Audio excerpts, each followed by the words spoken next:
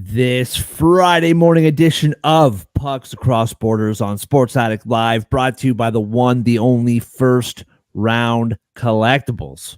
Right now, with our promo code Sports Addict, get 10% off whatever sports card you want in the whole First Round Collectibles store. They have an ongoing sale up to 50% off dozens and dozens and dozens of cards. And with our promo code Sports Addict, not only do you get 10% off of regular priced items, but sales items as well.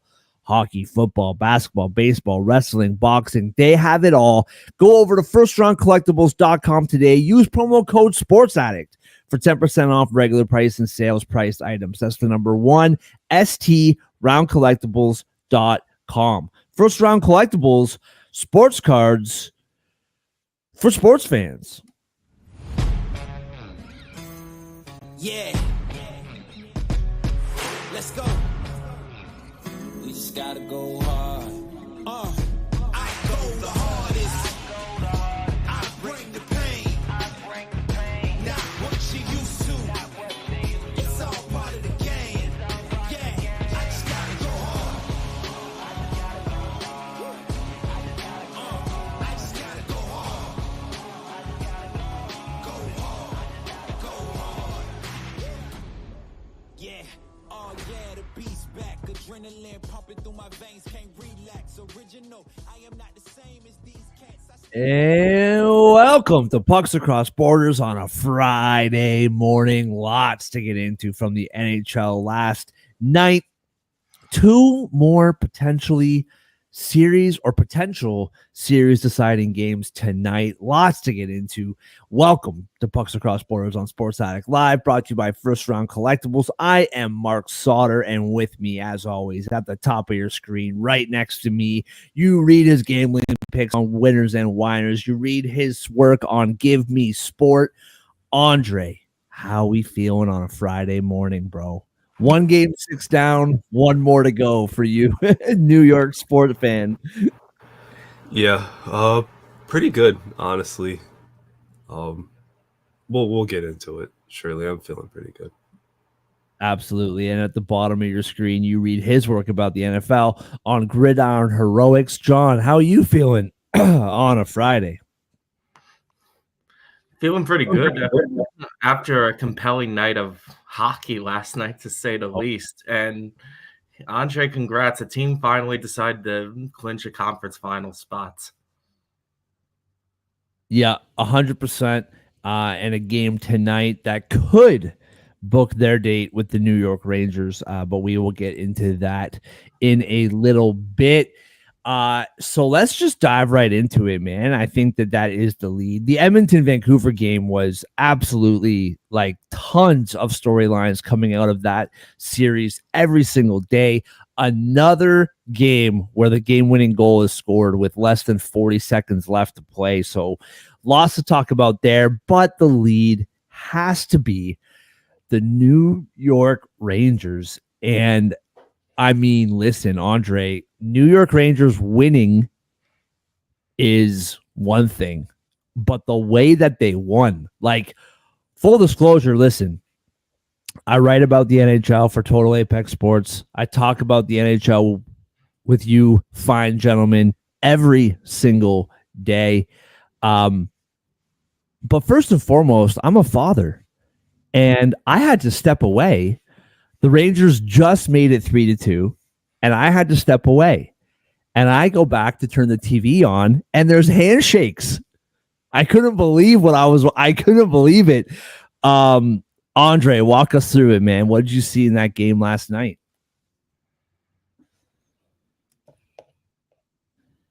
Oh, I froze at the worst time. I saw a team with the most comeback wins in the NHL do what they did all season. That's giving me a heart attack. I saw Igor Shesterkin come up with all of the big saves he needed to. Some help. Shout out to the crossbar. Shout out to the post. But came up with all the stops the team needed to stay in it. Carolina had a ton of chances where they could have, went up 4-1, 5-1, whatever. But they didn't. And thank God they didn't, because Christopher James Kreider woke up and he joined Wayne Gretzky. It's the only Rangers to ever have a natural hat trick in a single period of a playoff game. So that's elite company right there. I said in the first round about him. I said about Kopitar too, actually. All-time great Ranger. And I know Rod Gilbert, very deservedly so, is Mr. Ranger, but Kreider needs a nickname like that to some extent. I don't know, like Mr. Blue Shirt, heart and soul. It can be whatever, but dude's been with the team since Callahan was the captain. He played with Lundqvist. He's now with this group. This is 5th conference finals, most playoff goals in franchise history. 3rd in regular season goals. I think he's 100 away with 3 seasons left on his contract, so he could break that by the end of the deal. Top 10 in games played in points. His number is going to be in the rafters. That was his signature moment after was it like a 13-year career with the team now, regardless how the season ends. That was awesome. Absolutely awesome. Second, I forgot to add, he's been on 2 President's Trophy teams too. Like, he's just a iconic Ranger for this period of time, since 2010, if you will. Probably second to only Hank at this point.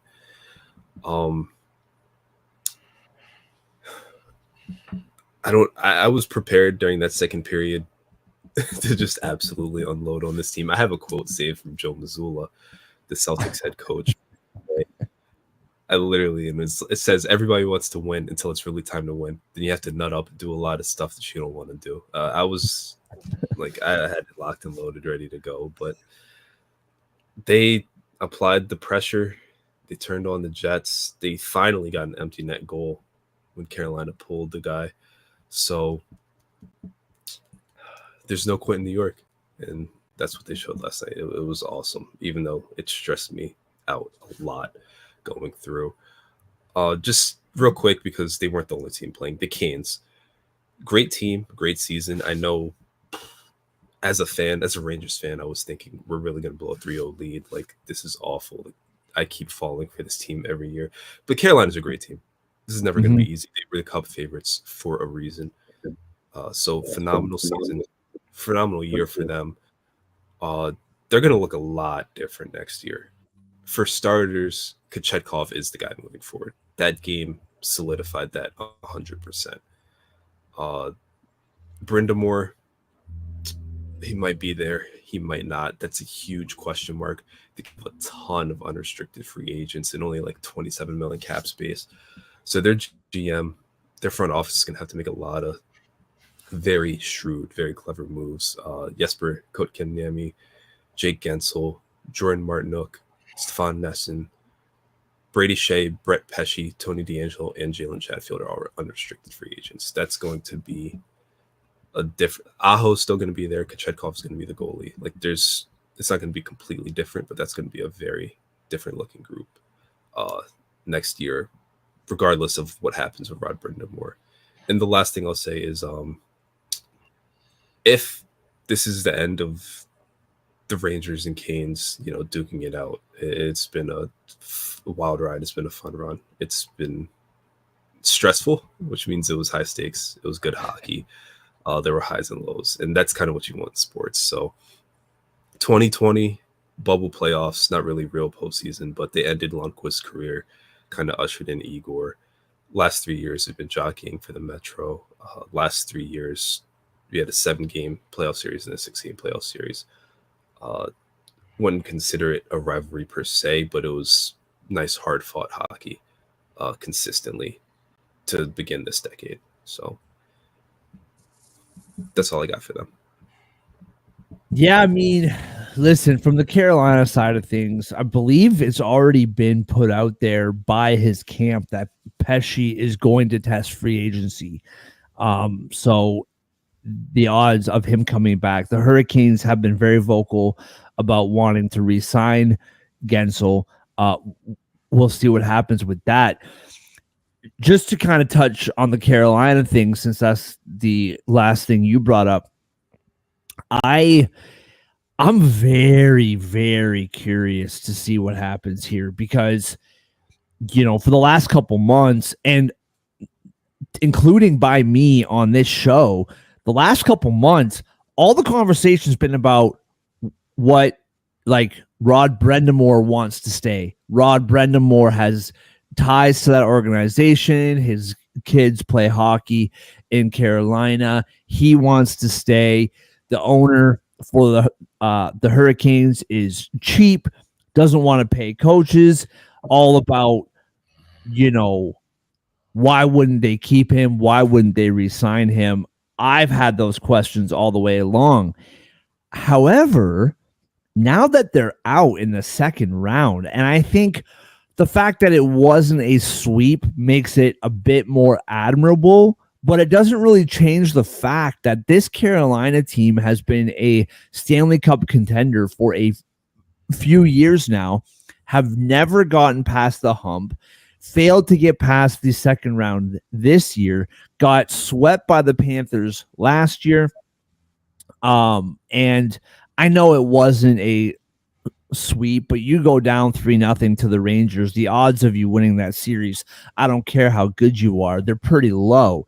So now it's not really about Rod Brendamore anymore, it feels like. Now it's like maybe they feel like it's time to make a change. I wouldn't necessarily agree with it. I think Rod Brendamore is a phenomenal coach.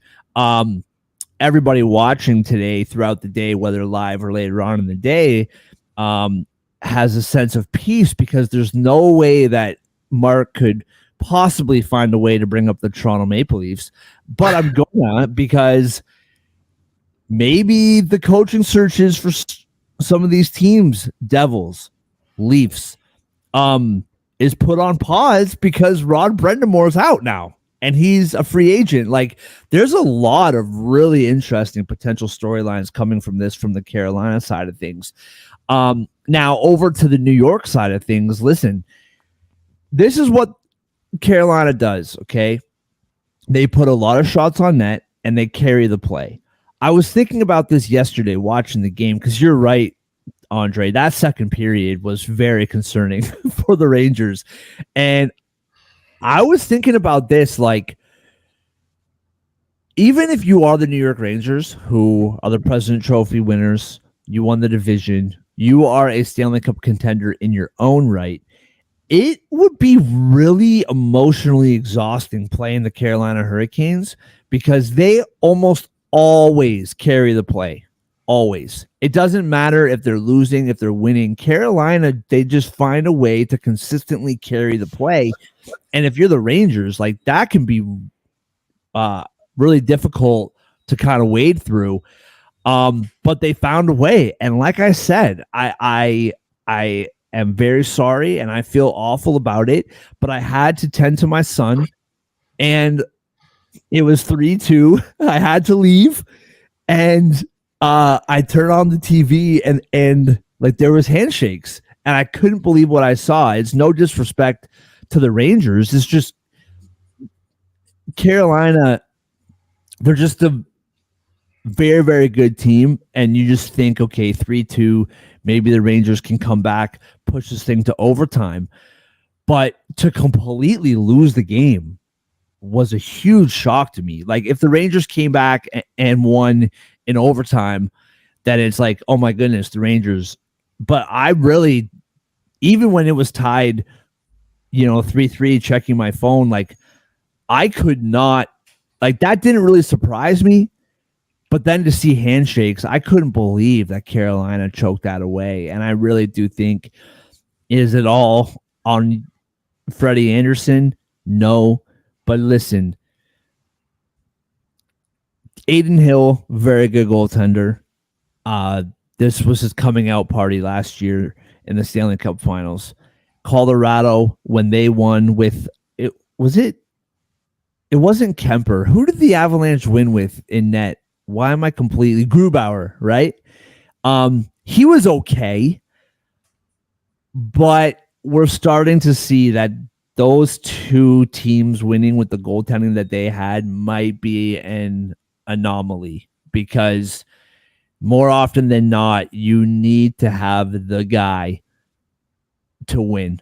And the Rangers have that guy. And no matter who the Rangers play, in the next round, whether it's Boston or Florida, both of them also have the guy. So this is going to be a really, really interesting kind of few weeks leading up to the Stanley Cup Finals. But hey, man, big props to the New York Rangers. And what's interesting is more often than not, and we talk about this and we joke about this, more often than not, Vegas knows what's up, and the odds are the way that they are for a reason. But we've been saying this, especially me and Andre, but we've been saying this specifically with the Rangers and Vancouver. Now, listen, Vancouver still might lose the series. Who knows? But Vegas straight up has gotten these two wrong so far. Like, why the Rangers were plus 140 dogs last night. Anyway, I just feel like the right team won. And I'm looking forward to an excellent conference finals. And hey, man, Andre, maybe we'll be talking tomorrow and you got two teams in the conference finals. We'll see what happens with the Knicks and the Pacers tonight. John, what do you got from that game last night, bro? Oh man, a lot to unpack here. I'll just say last night left me stunned. Absolutely stunned. This is not the first time a team has pulled off a major comeback in the playoffs this year, but I think this is the most stunning comeback of the playoffs I've seen so far. And that's saying a lot considering Colorado came back from 3 goals down in game 1 of their series. Honestly, I watched that game from start to finish, and at the end of the second period, you couldn't sell me on the Rangers having a third period that they did. Yeah. I haven't seen a 180 in performance like that in quite a while. Like, Carolina dominated the Rangers in the first 2 periods, and I mean dominated. Outside that 1 goal they allowed, which I'll get to later. I felt like Carolina was like physically pushing around the Rangers in the first 2 periods. They won the boards big time. And I think 2 of their goals came off of like good plays along the boards. Like their first goal, I think it was just like out muscling the Rangers there and getting the pass off. And their third goal, I believe that was a great pass along the boards that led to a breakaway. So I felt like Carolina was absolutely owning them, and the Rangers couldn't get anything going. Well, except the 1 goal. Again, I'll get to in a second. But man, I don't know what happened in that locker room at the end of the second intermission, but things just completely went the other way. It was a big, big 180. But I think the more I sat on this, the more I got led to this conclusion. Carolina just did not close the door on the Rangers, and that was enough. Kreider was able to take advantage of that specifically and give the Rangers the momentum that they needed. I felt like after the end of the second period, it felt like it was Carolina's game to lose, because one play that I think will get lost now is that the Rangers could have been down.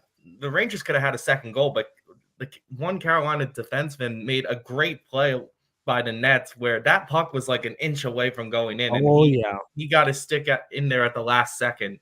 That was Martin, was it not? Several times. It's about as close as it gets. Like, I think that's a play that'll get lost in the shuffle because Carolina lost. But I think the Rangers could have easily let that get the best of them and say this was Carolina's game to win. It felt like it was meant to be after that happened. But Kreider specifically said no. And I think the Rangers took advantage of the foot in the door that they had in the game, because now I'll circle back around to the first goal. That first goal Carolina gave up, awful by all measures. First of all, it's probably the worst pass in their own zone I've seen in the entire playoffs by any team. I don't know what they were thinking there. Like, that was just such a lazy pass. That credit to the Rangers, they took advantage of it and got a shot along the net, and I think they caught Anderson off guard. But I'm putting that on Anderson too. Like, yes, that's a horrible pass, horrible turnover in your own zone, but Anderson's got to make that save. And I think even the TNT crew called Anderson out on that. Like, yes, bad pass, but Anderson has to make that save. And in the third period, Kreider's first goal, that's another goal Anderson gave up. That was a leaky goal. I'm sorry, like it is like, and that's one Anderson should have cleared or been able to freeze, but Kreider pushed him around to his credit. And this is leading to my Kreider point here. Kreider, looking back at each one of his goals that led to a third period hat trick, man, he had such an unbelievable presence in front of the net last night because all three of his goals were literally right in front of the net. The first one he pushed around Anderson. The second one he got his stick out there that led to a nice deflection. And the third one, I believe, was just a great pass to Kreider where he was just waiting in front of the net and he was able to tap it in. So Kreider, hats off to him. One of the better performances in front of the net I've seen in a while. And to Andre's point about him, he's been a Ranger for a long time, but I think that was one of the defining moments of his career, especially if the Rangers go on to win the Cup. I think that Kreider's a name New York City never forgets. Well, oh, sorry, John. Sorry. No, go ahead. No, I was just going to say that like we have a few days to kind of think about this and kind of figure out who we're going to pick moving forward. But I'm really interested if the Panthers do win tonight or even win Game 7.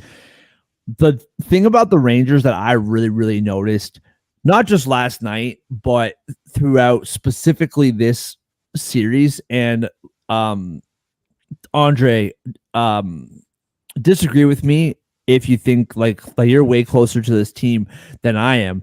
But what I'm really interested in, if the Panthers do move on and play the Rangers, both of these teams have an emotional leadership that I don't see in these other teams.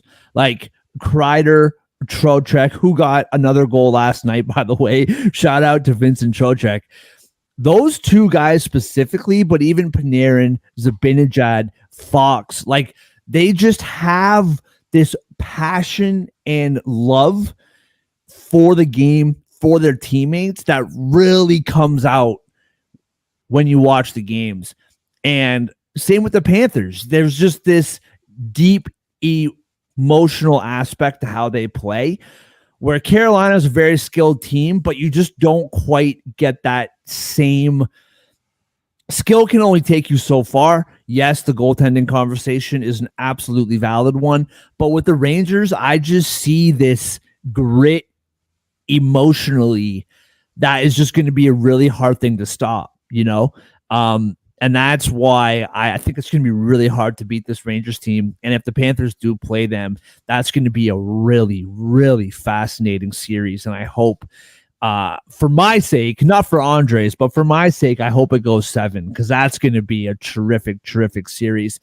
And I mean, the last thing too, we got one more game to cover and then 2 games that are happening tonight. But the one last thing is that view of Madison Square Garden, man. That is so cool. Like, that was awesome. And they're all throwing hats on the ice when Kreider gets the hat trick. And like, what a cool moment. And again, like, just a really, really, really cool time for New York sports. You guys deserve it. Everybody chirps these big markets, man. But the Knicks have been awful forever, and the Rangers have won like 1 Stanley Cup in the last 80 years. So both of these fan bases, well, I guess one gigantic fan base, deserves what is happening in New York right now, and really, really cool to see. All right, moving on to the second game of the night, the nightcap, if you will. RIP to the 9:40 starts, because we got a game at 10:10 tonight, boys. we got to buckle up here. But Oilers, Canucks.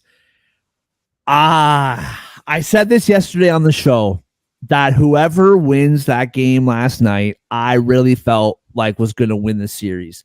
We have been talking about this all series long, especially after the first 2 games.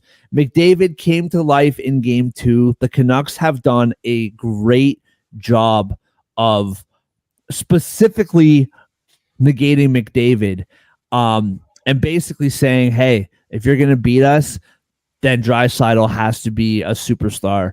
And he was in game 4. Last night, man, I mean, listen, what is the story of this? I mean, there's many stories when it comes to this series, but Vancouver not getting pucks on net, like not really challenging the goaltending for the Oilers. 35 shots on net for the Canucks last night, 23 for the Oilers.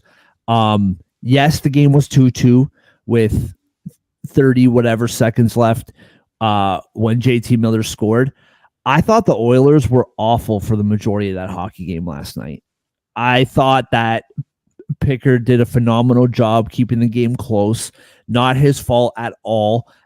If Skinner was in net, no disrespect to our guy, Stuart Skinner, best mustache in the National Hockey League, but this game may have been like 6-2. Like, who knows? I thought the Oilers were not good last night. I thought they started okay, but especially in that second period, I thought the Oilers just did not have it last night. And this Vancouver Canucks team, man, like, I think last night they were plus 124 because they were at home, but being plus 180 for the majority of this series, like, this Vancouver Canucks team was a very good team, man. And I just thought, like last night, a beautiful thing. I can't remember if I already said this on this show or if I said this during the pre-show, but this is a moment last night when JT Miller scored that only sports can create. Like, he's a big reason why the Oilers scored that goal with 30 whatever seconds left to win game 4. He calls himself out. Then he scores the game-winning goal the next game with 30-something seconds left. Like, just a beautiful, poetic moment for sports in that game last night. And the Canucks deserve to win that game. They 100% deserve to win that game. I thought Pettersson, still a couple moments here and there where you're kind of wondering, like, what's this guy doing out there? But I thought for the most part, he had a very, very good game last night. Maybe his best game of at least this series, maybe the postseason. But the Canucks get the job done, going to Edmonton tomorrow night. Now, as a hockey fan, do I wish that the New York Rangers were having a game 7 at Madison Square Garden? Yes, I do. However, we got, I don't know if it's the next best thing or a better thing. I don't know. But game 6 in Edmonton, hockey night in Canada, the only matchup that is happening is between the Edmonton Oilers and the Vancouver Canucks, 8 p.m. Saturday night. What a great moment that's going to be. And we're going to do the preview for that show later, but I think the Vancouver Canucks finish this off, man. I think the Oilers don't have enough. It's very clear that without McDavid being McDavid, the Oilers just can't get it done. That's just the proof is right there. And it's really interesting. My last point is it's really interesting how the playoffs have a way of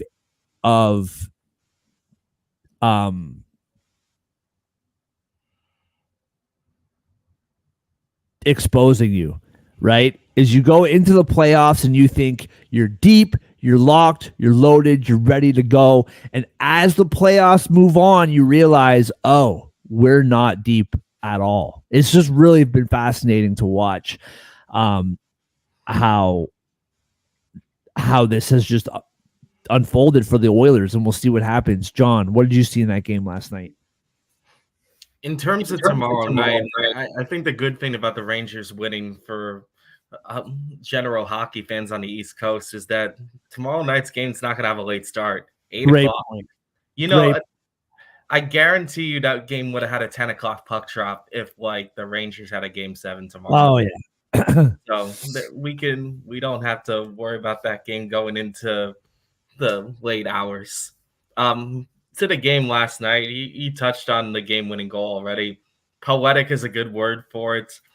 I found it's pretty crazy to think about how Edmonton got the game-winning goal with less than 40 seconds to go in game 4. And then Vancouver returns the favor in game 5.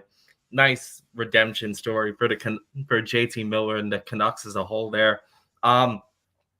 We talked about this previewing the game yesterday. Vancouver finally broke through. They finally put some pressure on a goaltender, like either Skinner or Pickard for that matter. They had 35 shots on goal, I believe, last night, which they were hovering around 20 for most of the games this series so far. And Mark, you said they had like the least amount of shots on goal in their first 10 games in quite a while, or maybe ever. So I think Vancouver finally broke through, and that's a great sign for the Canucks. I felt like Edmonton had a good start to the game. The first 10 or 15 minutes, I thought they played well. But after that, it was almost like they died. I don't know. Like they couldn't really get anything going after that. I don't think Pickard played bad, and I think he's earned his place to stay in the rest of the series. But I don't think he's quite enough to cover the other issues Edmonton has. And you touched on this, like Vancouver contained the star players last night. Draisaitl didn't have a big game. McDavid, not really much of an impact there. And you saw it on the scoreboard. They only put up 2 goals last night. And I thought Edmonton was starting off well because they got a goal from a different line, the second goal last night. So I thought maybe there was some hope for them early in the game, but I think that quickly deteriorated as the game went on. And I think my initial feeling was this was going to go 7, but I'm starting to agree with Mark. I don't know how Edmonton's going to fix this issue, especially now that Vancouver's figured out how to put some more pressure on Pickard. If they do that again, I think the series is over. Like if they play this exact formula, I think Edmonton's just run out of tape, to put it that way. Because like in game 2, they had the idea to put the star players together to surprise Vancouver. I think that worked. Game 4, I think suddenly throwing Pickard in there was enough to not give the Vancouver's Canucks time to adjust to their style of play to face a different goaltender. But I don't know how many more quick fixes the Oilers have left in them, to be perfectly honest. And I did pick the Oilers to come out of the Western Conference before the playoffs started, but I should add a note to that I didn't think the Canucks had this in them. Well, with their goaltending question marks and like, not that I didn't think they had it in them, they weren't playing that well going into the playoffs for like consistently at least. I'm impressed they were able to turn it back on when the postseason started at the right time, because I think we all knew the talent was there. I think I personally questioned if the momentum was there, if they could get back what they had early in the season and even in the middle of the season, and it seems like they're doing just that. I do question if we'll get to this on maybe next week's shows in the conference finals. I do question if either one of these teams can beat the Rangers or the Panthers coming out of the Eastern Conference with the goaltending question marks on both sides. But I think it's pretty clear, at least right now, today, focusing on today, Vancouver's the better team of these two. So just a quick thing, Andre, before we go to you. I want to throw out a couple odds here. All right. So to win the Stanley Cup, all right, the Rangers are plus 320, Panthers plus 250, Stars plus 260. The Oilers are plus 900, and the Canucks are plus 1,100. So now, in order to win the Stanley Cup, obviously the Canucks have to finish off the series. They have to beat Dallas. I mean, maybe Colorado as well. And they have to beat either the Rangers or the Panthers or even the Bruins. They're still around as well. But for the Oilers to have better odds than the Canucks to win the Cup is craziness to me. Yeah. Then conference winner, the Canucks are plus 330 right now. Stars are minus 105. So if you have any hope of the Canucks doing anything, I think those two odds are really, really good. When we're talking about the series itself, the Canucks are favored at minus 180. So it's really weird that The Canucks are favored to win the series minus 180, but to win the Stanley Cup, and maybe they think that if the Oilers get through, they have a better chance of beating Dallas. And I don't know how that all kind of factors in, but that's really interesting. The last point I'm going to make, we talked about this after game 1 of this series, Andre. The last time the Vancouver Canucks came back from a 4-1 deficit or from a 3-goal deficit in the third period to win a hockey game, the Vancouver Canucks and the New York Rangers met in the Stanley Cup final, and the Rangers won. And so far, these things are starting to line up. I can't find on DraftKings an exact series of Vancouver and Rangers. I'm sure that's out there on some book somewhere, but that would be an interesting bet to put a sprinkle on. Andre, what did you see last night? Well, it would be nice to see JT Miller playing in the Garden again, hoping to score this time. But what I saw last night was him putting the finishing touches on probably the best performance from Vancouver in this postseason, top to bottom. Yep. It seems like they took the kitty gloves off. They stopped holding Shiloh's hand. And they played Canucks hockey. They weren't, trying to give them easy saves and make it low scoring and hope they could just get a goal or two. They were giving it to the Oilers from start to finish, especially in that second period. So for Vancouver, I mean, you're 1 win away. You have at least one more home game. You're not even on your starting goalie. What a phenomenal first 2 rounds you've had. I'll say first 1.8 rounds you've had. You've done everything you've needed to do to win games. And the way you were talking about the Panthers and the Rangers having this emotional aspect and this, pick each other up, like know exactly what everyone in the locker room needs to do to win type of vibe about them. I feel the same way about the Canucks. I feel like that's a group where just they'll win 3-2, they'll win 5-4, they'll win 1-0. It doesn't matter. Every goal that they need, every save that they need, every block that they need, they'll go all out to get it. And there was a lot of that yesterday. So great win for them. As for the Oilers, we've talked about it a bit. I think they're out of buttons to push. John touched on it earlier, but they put the stars together on the top line. Got to win out of that. They put Pickard in net. Got to win out of that. What else do they have to do? Like, what else, if a block, do you say we can switch this around and it'll get us a win? We'll get back to Vancouver. I'm not really sure. And then you saw at the end of that game, McDavid and Draisaitl looked gassed, and they're playing 27, 28 plus minutes. What, 3 straight games? Maybe 4.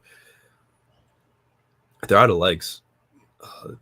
The depth of Edmonton is going to cost them the series ultimately because those guys don't have anything left in the tank by the time the third period rolls around. And McDavid, if I'm not mistaken, was on the ice and not really getting in JT Miller's way for that game-winning goal. So it's already bit him once. Great game. Pickard played well to keep Edmonton in it, honestly. Vancouver deserved to win that one. Vancouver deserves to win this series. They've been the better team all 5 games, in my opinion. Yeah. No, all right, listen. We're a little strapped for time. We got 2 games to break down tonight. So really quickly, we're going to go around the horn really quickly. If Thatcher Demko is healthy, because we've been hearing all series long, game 6, game 6, game 6. John, if Thatcher Demko is healthy, do you put him in game 6? I think last night decided if he makes an appearance in this series. I think if the Canucks lost, I would have said yes. But now that they're up 3-2, I'm saying no. What about you, Andre? Same boat. I think you save him for conference finals or an elimination game. Yeah. If the doctors say he is 1,000% healthy and he's ready to go, then you consider it. But if not, He was out for a month, played one game. We haven't seen him since. If he's not 100% healthy, you just let him rest, because I agree with you guys. She loves me not, or she loves me, yes. She loves me, yeah. Has been phenomenal. And so I'm right there with you guys. All right, tonight, a potential series clinching game, yet another one for the Boston Bruins, home against the Florida Panthers. The Florida Panthers minus 148. Let's see if that's changed at all. It has not. Minus 148 for the Panthers. In Boston, the Bruins are plus 124. The over is 5.5 at plus 105. The under is minus 125. Minus 1.5 for the Panthers, plus 180. Plus 1.5 for the Bruins is minus 218. Andre, let's start with you, man. What do you see in this game tonight? John made a sneaky little comment about the Florida Panthers being finals earlier. And while I understand why, don't sleep on these Bruins. They made it past game 5, which I didn't think they would do for the series. And now I've talked myself into believing the 3-1 revenge tour is on. They fell behind 3-1. They got that game 5. They're back home for game 6. We might see a Marchand appearance. TD Garden might lose its mind, burn to the ground. That would be better for the world. But I think this Bruins team has more life. I think that Marchand injury, that sucker punch from Bennett, kind of stirred the pot a little too much if you're Florida. And this is already a team that last year got embarrassed in a historic season by this Panthers team after they were up 3-1. I smell a game 7. That's all I'm going to say. I don't know how or why I just flipped belief so much. But I really think this Bruins team is taking Florida back to Sunrise, and they're going to punch them in the mouth, literally and metaphorically, in this one. So I'm taking Bruins plus 124. For the first time all series, I'm taking the Bruins, actually. Yeah, that's interesting. So Marchand spoke with the media last night or yesterday. I find it hard to believe that he would speak to the media if he wasn't going to play tonight. It kind of is that typical, playoff gamesmanship type of thing where if he wasn't going to play and if he had any concussion-like symptoms at all, I don't think he's anywhere close to the media yesterday. That's my personal opinion. We still don't know if he's going to play or not. We'll probably find out at like 6:59 or something if he's playing tonight. But I would believe that he is, just based on the fact that he spoke yesterday. We didn't even talk about those comments, by the way, like just straight up saying, yeah, it's part of the playoffs. You try to hurt every player on the other team. It's just like, oh, okay. That he said the quiet part out loud. And he owned it too. Like he said, like, listen, I do the same type of stuff that Sam Bennett does. Like I'm the same. And it's like, yeah, you are. That's great self-awareness from you, Bradley. But all that being said, I think my favorite play here is the under 5.5 minus 125. It's a little bit juicy. I don't love the price, but I do think that that's my favorite play. I think Jeremy Swayman stands on his head again tonight.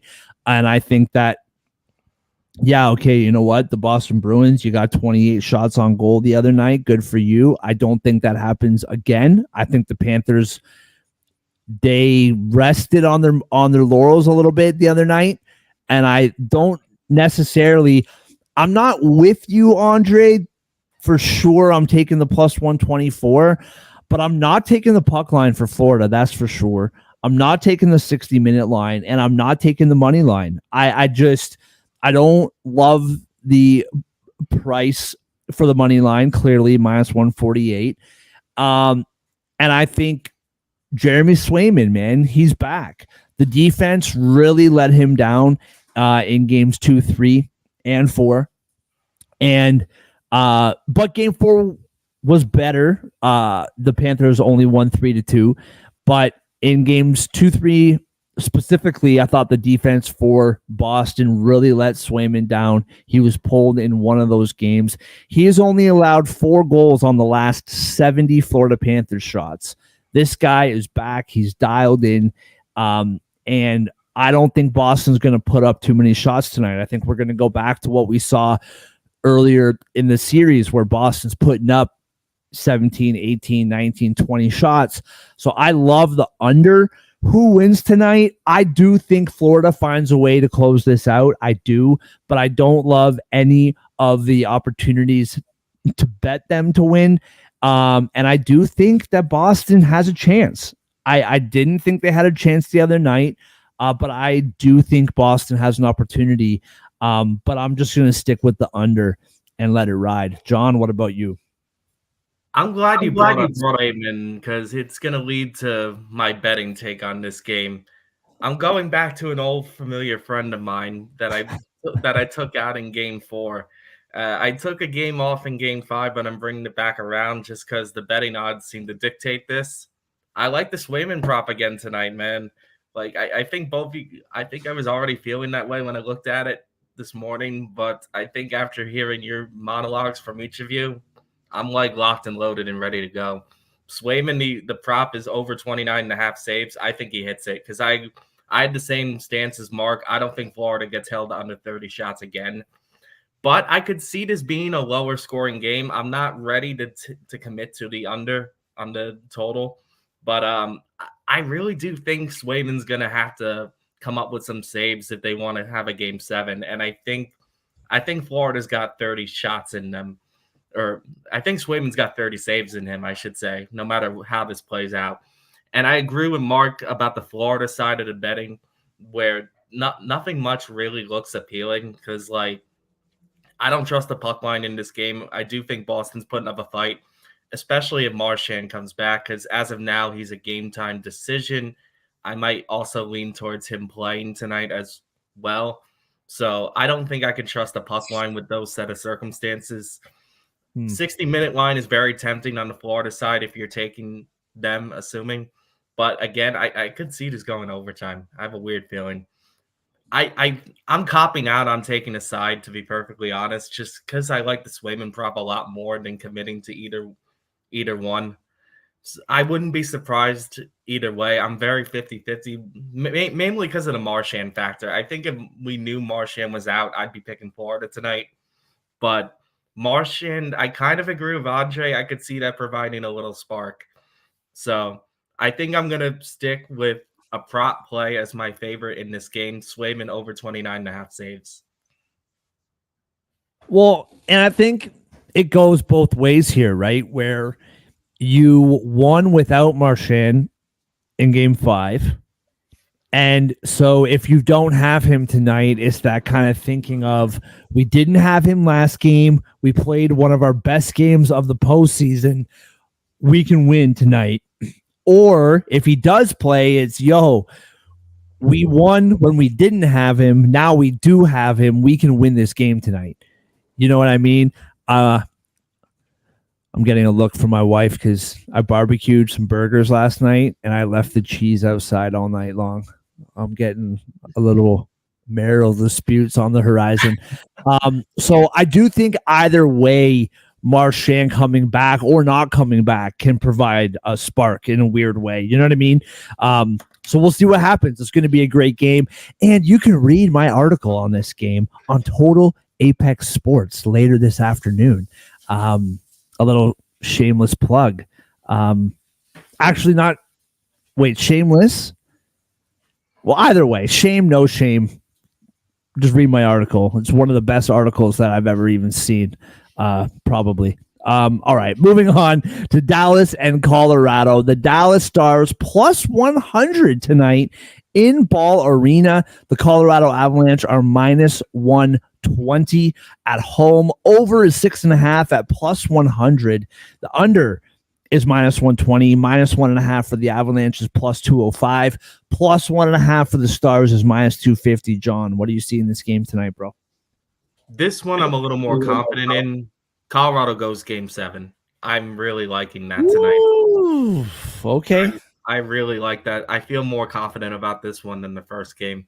And I'm going to take the over 6.5 because, well, I think if Colorado wins, they have to put up some goals. I said last time that Colorado tends to need to score. I think Colorado needs to score at least 4 goals to win, and I think they do it.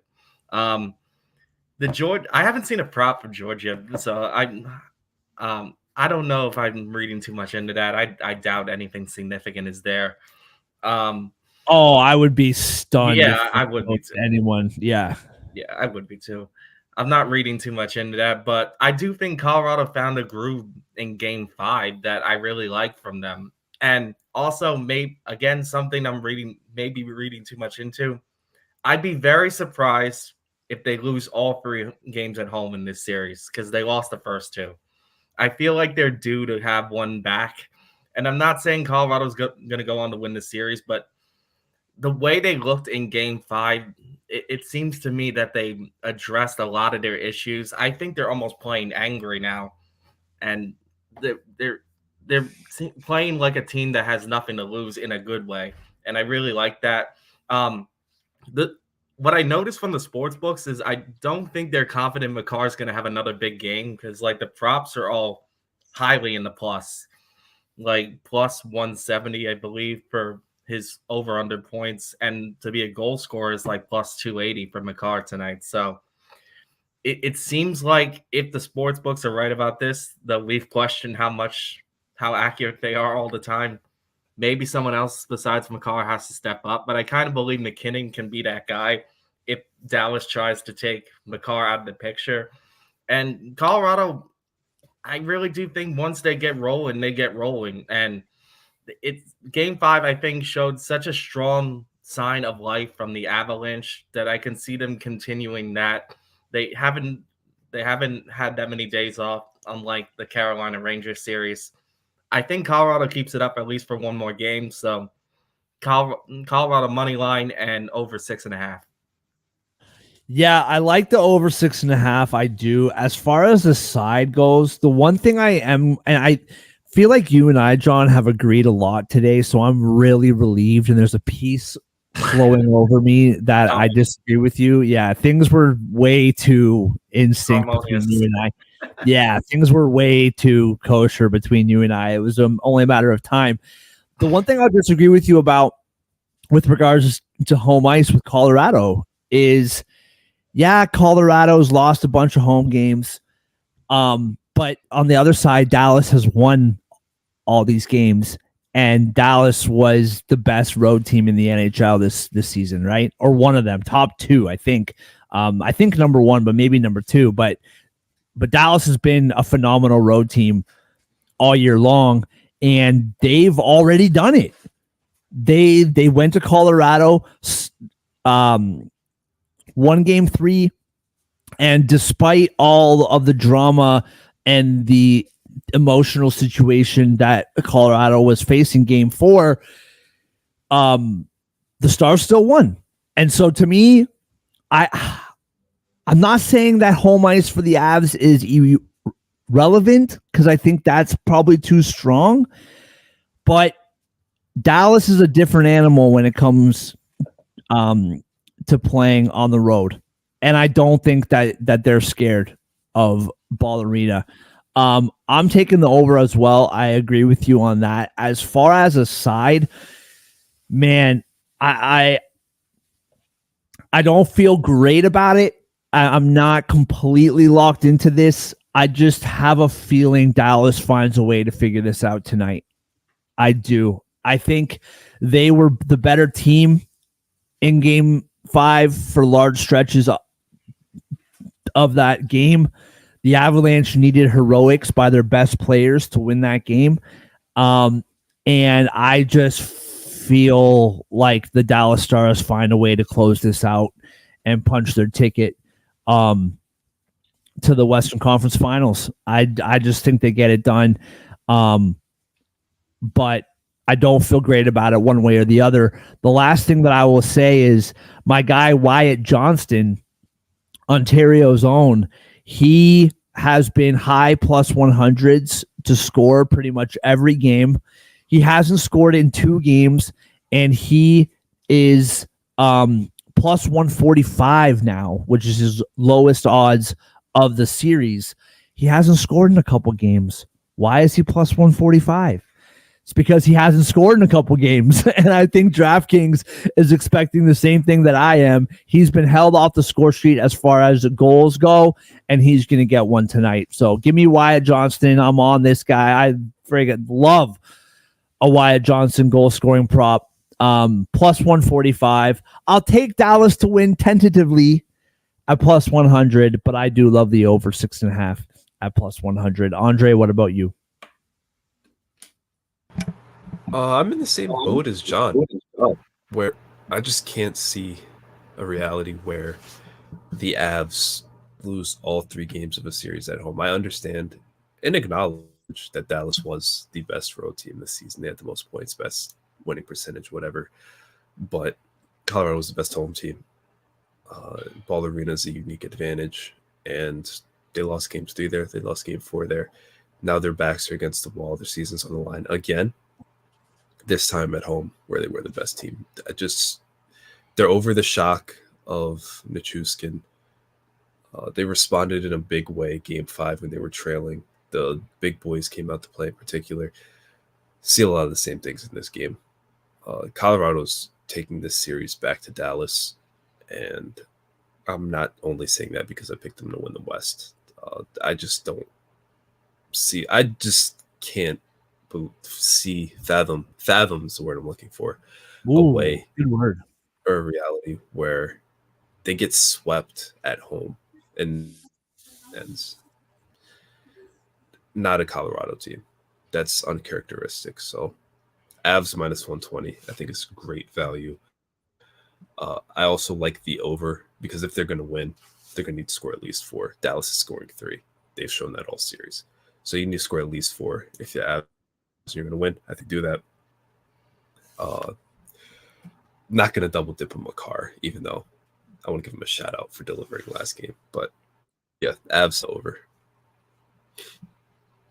Love it. All right, let's move on to our best bets brought to you by First Round Collectibles right now with our promo code Sports Addict. Get 10% off every card in the First Round and Collectibles store, including sales items. They have an ongoing sale up to 50% off dozens and dozens of cards. Use our promo code Sports Addict to get 10% off regular priced and sales priced items. That's the number 1, STRoundCollectibles.com. First Round Collectibles, sports cards for sports fans. Andre, what is your best bet in the NHL playoffs tonight?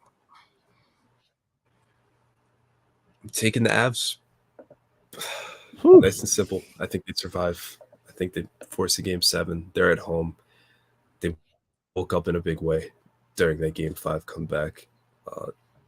Give me Colorado and Ball Arena. I would take it every single time, regardless of who they were playing, regardless of series, regardless of 30 of the 31 potential opponents they were playing, regardless of where the series stood at that time.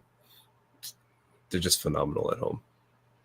And I don't think their season is going to die on their home ice. So minus 120 is great odds for them in that building, and I'm going to take it.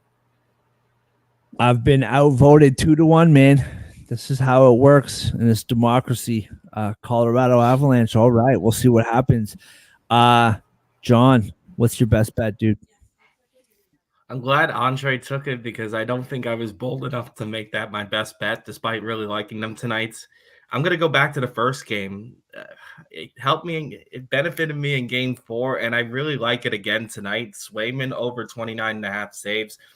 I think with Marchand potentially returning, Boston's going to be in a dogfight tonight. And I think Swayman's going to be a big part of it, win or lose. I feel like Florida's going to give them everything they have. I don't see them containing the Panthers again to under 30 shots.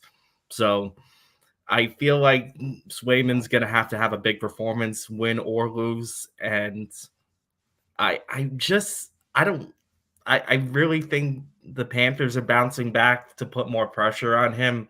But I trust Swayman enough now, despite some of the bad games he has had this series, to come through in this spot. So give me Swayman over 29.5 saves. All right. I'm having a hard time here. I'm bouncing back and forth. I really like both of these totals a lot. Like, I really like the Florida Boston under -125, and I really like the Dallas Colorado over 6.5. I really like both these totals. You know what? I'm not surprised that the Florida Boston under is minus money. I'm a little bit surprised that the Dallas Colorado over is plus money. So you know what? Let's go with that over 6.5. Colorado Dallas plus 100. We all said it. We all believe it's going to go over. Books, you've been wrong about Vancouver. You've been wrong about New York. And I think you're wrong about this over 6.5 being plus 100. So give it to me. Over Dallas, Colorado, 6.5 plus 100. Let's lock it in, fellas. Let's lock it in. First up, we have Jeremy Swayman. Fantastic postseason, getting peppered with shots in this series. Over 29.5 saves, or you can say 30 plus saves. -115 for him in the early game, shifting to the late night. A little too late because the East Coast can have nice things, apparently. Over 6.5 goals is plus 100 in Stars Avalanche. The Avs money line is -120. Parlay together, that's plus 569. Absolutely love it. Take those winnings and put it all on the Vancouver Canucks. Plus 170 tomorrow night. Plus 170, the Vancouver Canucks, man. I cannot believe it. Take that money tonight and just almost triple your money on a plus 170. I can't believe it. That's really tempting. That's really tempting. Dude, I just don't. I get it, man. Oilers are a good team. You want to favor them at home, fine. But -205? Like, guys, we've watched all these games all series long. Are the Oilers -205 favorites? I don't think I'm changing my mind by tomorrow. I think I would jump on that plus 170. Oh, yeah, dude. I don't understand it, man. Like, I just... all the data can tell you whatever you want. We watch these games with our eyeballs, and the Edmonton Oilers are not -205 favorites. They're just not. Like, I just don't... Like, how Colorado is -120 and the Stars are plus 100 and the Oilers are -205. Like, I just don't. Anyway, all right. I'm getting myself worked up unnecessarily. Everybody, thank you so much for watching. Whether you're watching live on X and or YouTube, or YouTube. I don't think you'd be watching on both. Whether you're watching on X or YouTube, we appreciate you very, very much. Whether you're watching live or throughout the day, we appreciate that. Go to firstrundcollectibles.com today. Promo code SportsAddict for 10% off regular price and sales price items. John and Andre, appreciate you guys. Have a great night. Enjoy the games, and we will see you all tomorrow. Oh, technical difficulties. Where's Josh? Go hard.